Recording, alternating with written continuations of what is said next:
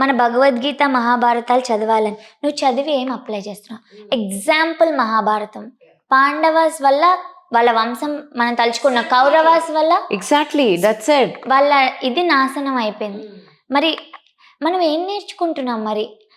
అదే చెప్తున్నా, మనం అన్నీ చదువుతాం బట్ అప్లికేషన్ అనేది జీరో.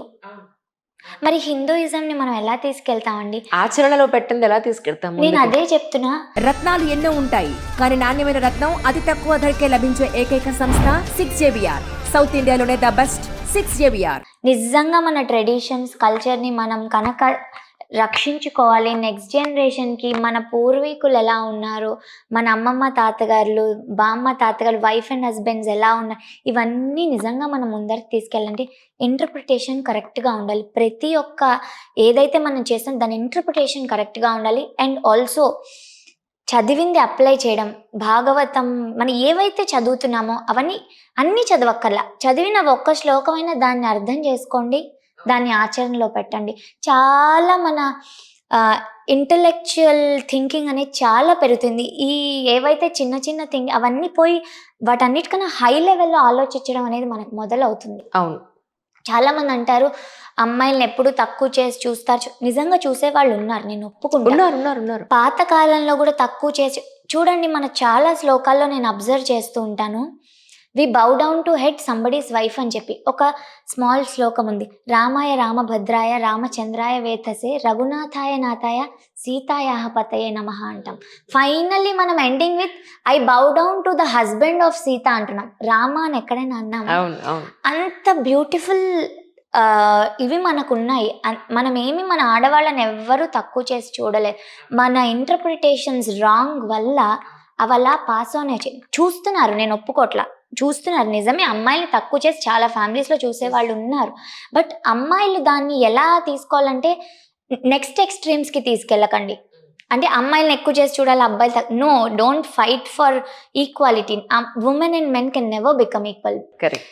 వాళ్ళ యొక్క ఎనర్జీస్ని అలా రెస్పెక్ట్ చేస్తేనే మన సొసైటీ అనేది మంచిగా వెళ్తుంది. It's my personal opinion. మీరు నాకు రెండో యామిని. యామిని అని క్లాసికల్ డాన్సర్ ఒక అమ్మాయి ఉంది. Such young generation. నేను ఒక 5 ఏళ్ల క్రితం యామిని ఇంటర్వ్యూ చేశాను. అమ్మాయి ఎవరికి తెలియదు యాక్చువల్లీ. అందరూ అన్నారు, ఎవరు తెలియని మనిషిని తీసుకొచ్చి ఇంటర్వ్యూ చేస్తున్నావు అంటే, మీకు ఎవరికి తెలియదు, నాకు తెలుసు. ఈ ఇంటర్వ్యూ ఎంతమందికి రీచ్ అవుతుందో నాకు తెలుసు. లక్షల మంది చూశారు. So she second Yamini now. Yamini with Anjali interview అని చూడండి.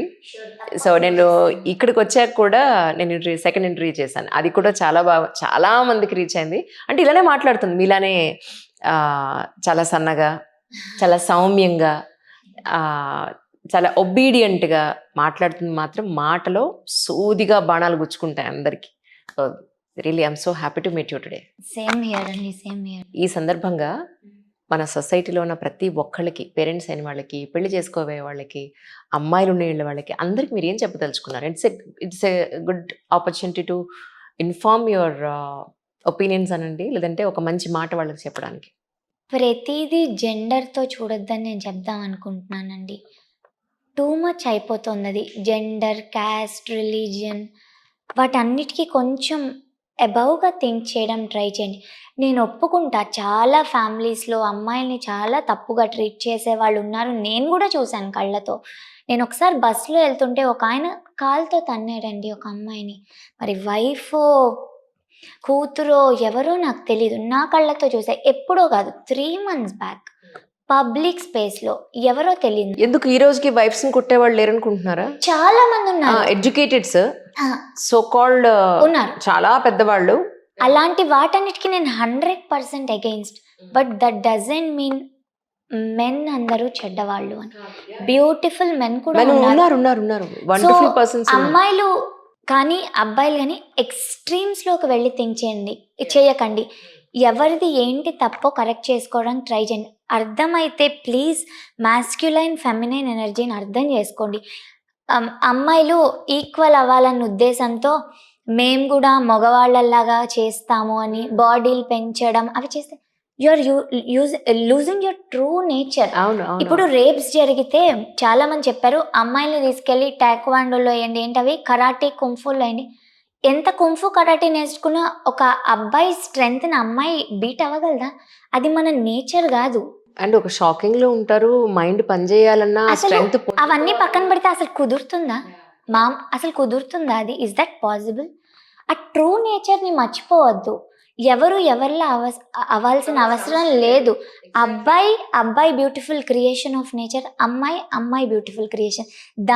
దానిలా మనం యాక్సెప్ట్ చేస్తే చాలా ప్రాబ్లమ్స్, మ్యారేజ్ అనే కాదు, చాలా ప్రాబ్లమ్స్ సొసైటీలో తగ్గచ్చు అని నాకు అనిపిస్తూ ఉంటుంది చూస్తుంటే. Because don't make things complicated, make it సింపుల్గా మనం ఎలా సాల్వ్ చేయాలి అని ఆలోచించుకుంటే ఏ ప్రాబ్లంకైనా సొల్యూషన్ ఉంటుందని నేను నమ్ముతానండి.